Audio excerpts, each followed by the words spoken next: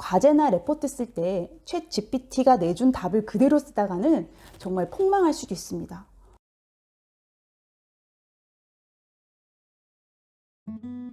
네, 여러분 안녕하세요. 에세이입니다. 네, 오늘은 장안의 화제죠. 챗 GPT에 대해서 간단한 소개, 그리고 직접 해볼 수 있는 방법을 알아보고요. 대학생은 이걸 어떻게 활용하면 좋을지 알아보도록 하겠습니다. 아무리 좋은 도구가 나와도요, 그것을 무분별하게 사용을 하다 보면 사용을 안 하는 게 더 나을 수도 있어요. 그래서 우리 오늘 챗 GPT가 뭔지, 그리고 어떻게 하면 대학생활에서 슬기롭게 활용할 수 있는지 알아보도록 하겠습니다. 네, 먼저 챗 GPT는요, GPT 3.5를 기반으로 하는 대화형 인공지능 서비스입니다. 네, 회원 가입하고 간단해요. 회원 가입 방법도. 그리고 무료 버전, 유료 버전 이용할 수 있는데요. 저는 무료 버전도 이미 충분히 훌륭하다라고 생각을 합니다.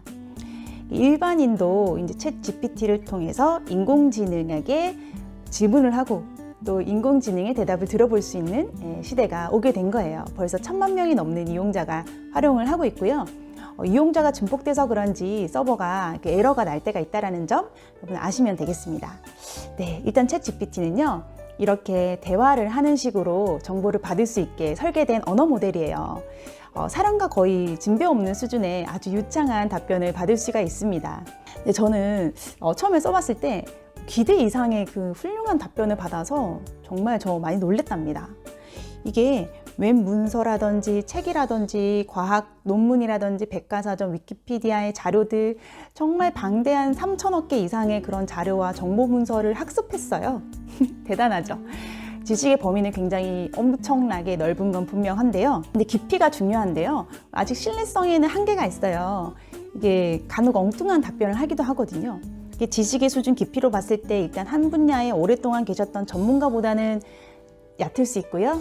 그렇지만 일반인보다는 지식의 깊이 충분히 깊기 때문에 우리가 잘 활용하면 정말 좋은 서비스가 무료로 제공되고 있다라고 생각해 볼 수도 있고요.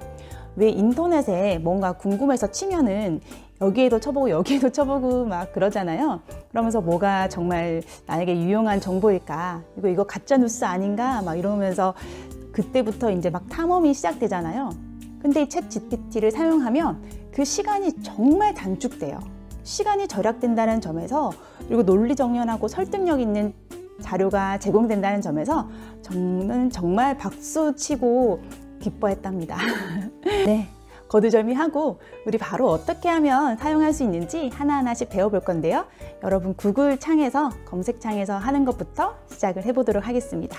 같이 가볼까요? 고고고! 네, 구글 검색창에서 시작을 해보겠습니다. 먼저 검색창에 챗 GPT 치시면 되는데 저는 이렇게 있어요. 그래서 검색 기록 바로 들어가 보면 오픈 AI사에서 제공하는 서비스 이용하실 수 있도록 되어 있고요. 저는 바로 한글로 이렇게 번역되도록 체크가 되어 있어서 이렇게 한국어로 뜨는데 번역이 어색할 수는 있습니다. 네, 그리고 바로 들어가 볼게요. 저는 로그인이 되어 있거든요.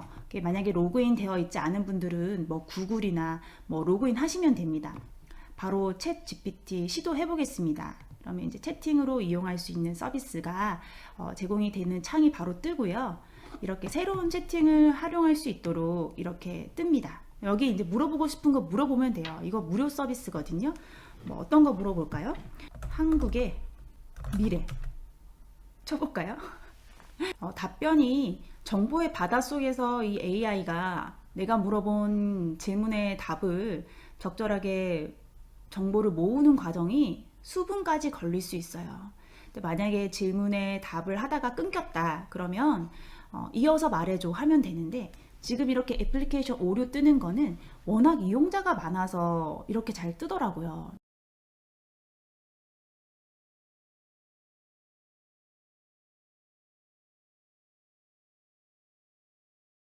저는 이제 컴퓨터에서는 이제 이렇게 되면은 계속 이렇게 오류가 뜨길래 핸드폰에서, 네, 제가 좀 전에 이제 자막에 알려드렸던 그 핸드폰을 이용해 가지고 채팅 서비스를 이용하고 있습니다.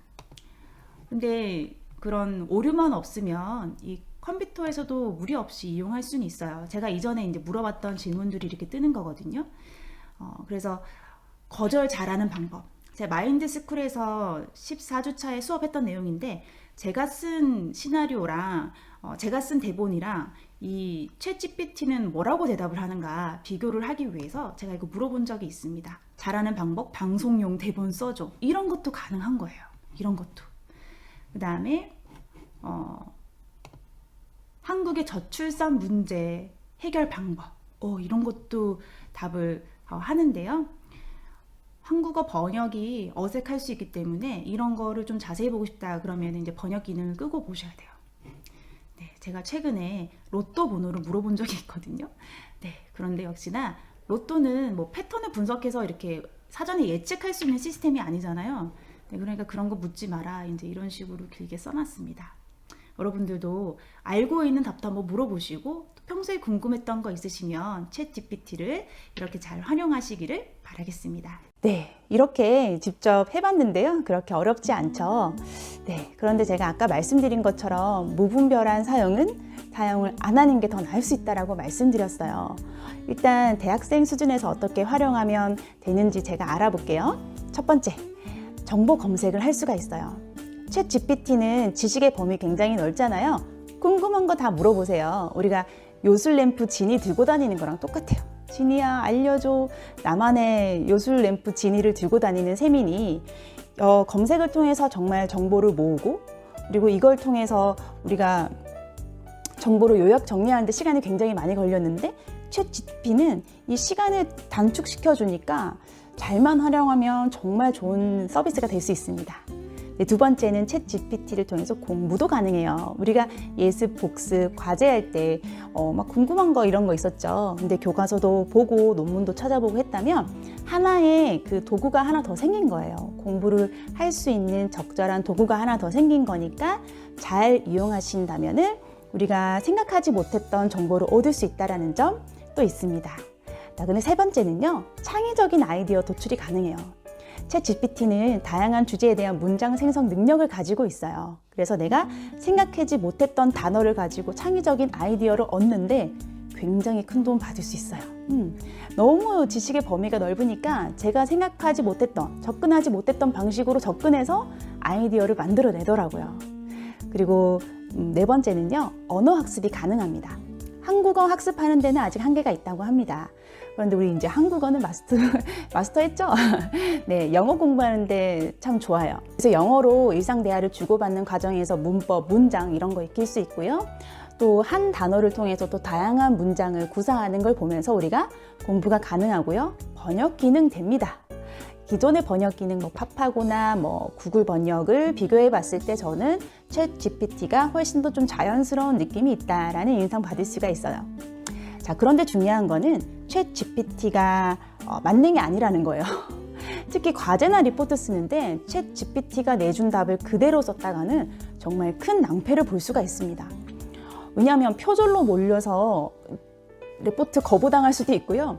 또 이 챗 GPT가 신뢰성이 한계가 있댔잖아요. 엉뚱한 정보, 잘못된 정보가 제시되는 거를 제가 놓치고 그냥 제출했다가는 감점이 아니라 아예 0점을 받게 될 수도 있습니다. 네, 이런 점을 주의하셔야 되고 또 몇 가지 제가 주의해야 될 점 알려드리자면요. 이렇게 틀리고 엉뚱한 대답을 하는 이유는 얘가 언어 모델로 개발된 거지 의학 모델, 간호 모델로 개발된 게 아니기 때문입니다.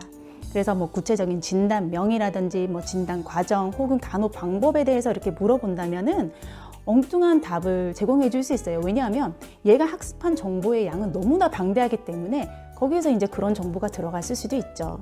그리고 제한된 선에서 정보를 제공하는 거기 때문에 예를 들어서 어떤 특별히 레퍼런스를 달아야 되는 그런 과제, 리포트라든지 에세이 이런 거 작성할 때에는 별로 그렇게 큰 도움이 되지 않아요.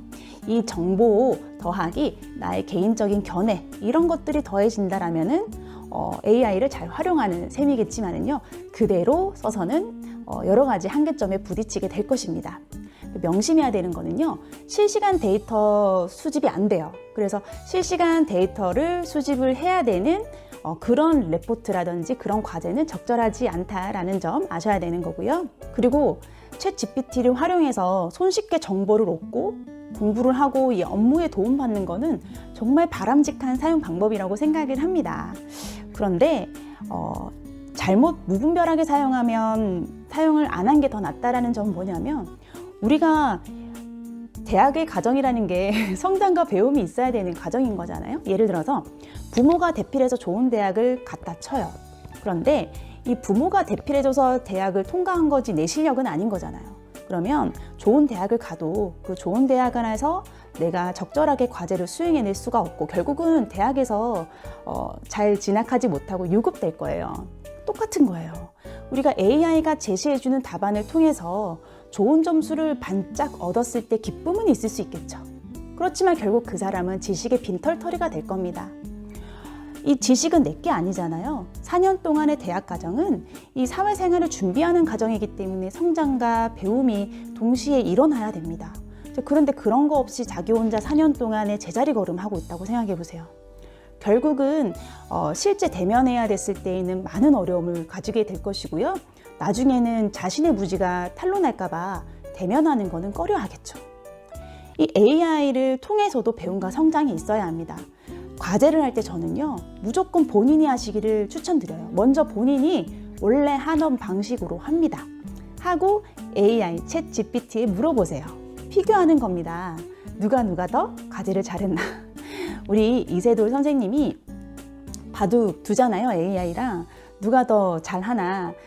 똑같아요. 이 과제를 누가 더 잘 해내나 비교 한번 해보세요.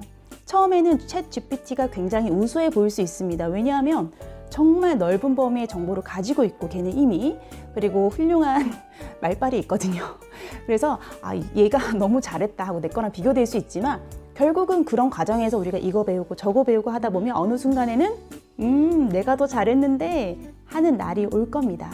네, 그렇게 AI를 우리가 잘 활용할 수 있어야지 무분별하게 AI를 맹신하고 그것을 무턱대고 계속 하는 것만 쫓아가다 보면은 언젠가는 회의감이 드는 날이 올 거예요. 우리 대학 시절에서는 공부하는 거, 좋은 성적 받는 거 이런 것뿐만 아니라 여러 다방면의 성장이 일어나야지 사회생활 가서 잘 적응할 수 있는 거잖아요. 그러니 여러분 대학 시절에서 이 AI를 슬기롭게 잘 활용하셔서 보다 더 유익한 대학생활이 이어나갈 수 있기를 제가 간절히 바라는 마음에서 이렇게 좋은 서비스를 소개해드리면서 염려스러운 마음까지 추가적으로 또 설명드려 봤습니다. 네, 이제 곧 개학인데요. 여러분들 다 이번 학기 즐겁게 보내시기를 바랍니다. 안녕.